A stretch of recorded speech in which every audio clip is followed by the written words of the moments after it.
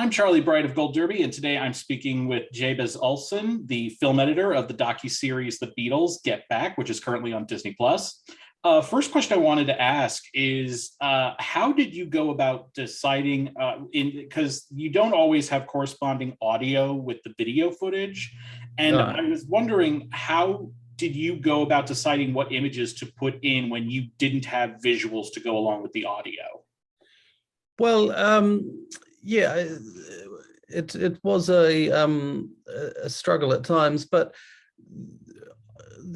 hopefully there would always be some picture nearby as the day went on that was, very similar to what we imagined would be happening. You'd only have to travel down the Rush's timeline a little bit to, find some extra shots that would suffice as, a placeholder to show what might be happening, a person listening or a wide shot.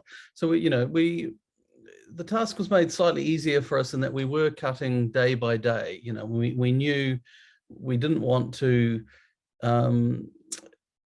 cut in a non-linear fashion where we'd be jumping back and forth between days. So we wanted to stick to one set of footage from one day, which made it slightly easier. So to a degree, we still might have 10 hours of footage, but it was only 10 hours of footage and not the full 60 hours or something. Well, 10 would be probably a exaggeration for the amount of video rushes for any one day, but during the day's rushes, we would have a lot of material to choose from, and often it is generic footage that could be used in any conversation. It might be someone tuning an instrument or sitting in the same position as they are during the conversation that we're trying to cover. And it was just a matter of working through it and seeing what would work. So how was the decision reached to have that each episode of this would be more than 2 hours? Because it's a very distinct thing about it, Yeah. But it's a great thing also because you get to see so much. But how did that decision come about? Well, it was an organic thing that evolved, and really the main culprit, of course, was the COVID pandemic, because originally we were going to release in a cinema, which would have given us a definite running time that we couldn't, go over. We would have, probably been about 2.5 hours at most. Which would have meant that we could only really include 5 minutes of material from each day, which would have been fine. It would have been its own thing. But when it became obvious that we probably shouldn't rely on a cinema release, and that might be difficult, then the conversations started to happen about releasing on Disney+. And once that decision was made, then the running time becomes slightly less important because everyone has a remote control and can pause it as they wish. If they want to watch it, break one episode up over several days, they can. And we were working in a very structured way, day by day. We have the graphics coming up saying this is the next day 7, day 8, day 9. So people are free to pause after watching a day, and they could spend 22 days watching our show. So, and that was really it, because we were now on a streaming service. The running time was less important when we decided we didn't need to shortchange anything, and there was so much good material and such a story to be told, and it would have been hard to tell the story in a compacted, shorter form. So the length expanded to fit the material. So I think the image behind you kind of answers this question, my next question. But did you have a relationship with the music of the Beatles before you started working? Yeah, no, I've always been a fan, and so it was a great thrill to work on this. the Beatles have always been my favorite band, and I've read a few books over the years, and that was one of the concerns I had, was that was this going to make me sick of them? Was working on a documentary about the Beatles for so long in such an intense way. Was I just going to never want to listen to them again? And it hasn't happened. I'm still a fan.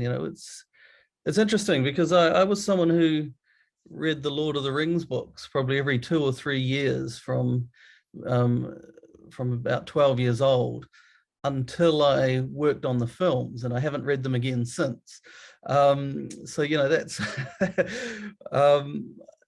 but and I was a bit worried that was going to happen with the Beatles, but it hasn't.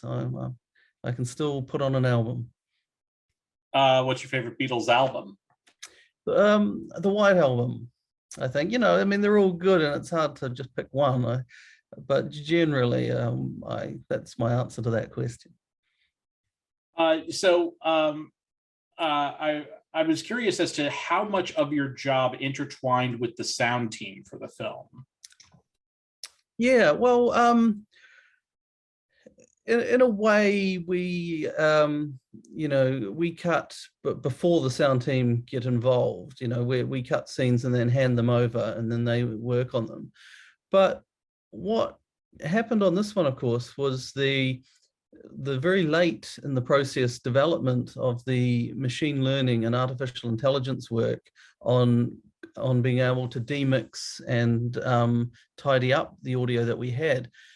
Because of this breakthrough, which allowed us to separate background noise from conversations, and split out instruments from people singing, we were able to use a lot of material that we thought was going to be unusable.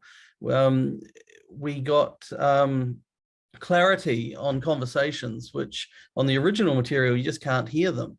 And so because of that, there was a bit of back and forth. They started to work on cleaning up scenes that we had previously discarded, and then we would then go, once we knew we could use it, we would go back and take material from that now cleaned up audio and put it into the film. So because of this machine learning breakthrough, it did become a bit of a loop, and that was quite unusual and quite late in the process. Were there any specific parts of the footage that ended up being a bit more challenging to edit than others were? Yes, well, it was always challenging when there was a great bit of audio conversation that had absolutely no picture with it whatsoever. And I'm not sure if we want to give away those secrets as to what they were, but there were a few, and we had to work hard to give an illustration of of the environment whilst those conversations were happening. Because it did seem that the participants in the film were more willing to talk freely if the cameras weren't running, and they would often forget that the audio recorders were still running. So that's where some of the best material came from, and that's why the project took us so long. Is that it was a matter of going through all the pictures and really trying to see what we could do and what we could create from nothing in some instances. You mentioned you're working with Peter Jackson on this. He was the director of the movie, and you've been working with Peter Jackson for years and years at this point. How did your working relationship with him come about? Well, I guess that goes back about 22 years, I guess now. I was hired on the Lord of the Rings films. The editor of the second film, Mike Horton, didn't use the computer editing systems that the film was being edited on. He was an old school editor who had come from, working on physical celluloid and things. So he needed an operator to drive the editing machines. So I was lucky enough to be around. I mean, I applied really, and moved cities to Wellington so I could have the great honor of being in the cutting room with Mike and Peter, and as the Two Towers was put together. And then after that, I did a similar job for Jamie Selkirk on King Kong. And somewhere in the process, I stepped up to editing in my own right. I think the first film was The Lovely Bones.